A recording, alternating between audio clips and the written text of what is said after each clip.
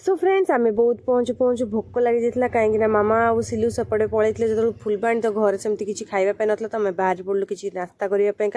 नास्ता करूँ कौन आसिक पहुँची गलु धनुजात्रा देखो धनुजात्रा आसिक देखलु जे आदिवासी हेयर ऑयल स्टॉल पड़ी देखु एपटे केते सारा सबू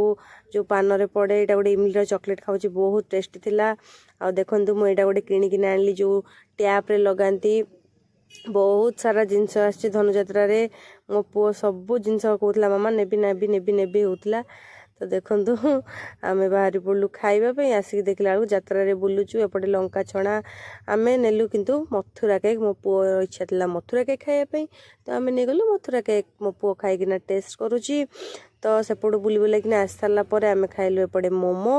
देखो मोमोटा तो एक्चुअली बहुत टेस्ट था किंतु आम फुलबाणी भाया मोमो नथिला तथापि चलईदबा आ तो भिडियोटी केमती लगला निहाती जनइबे बाय।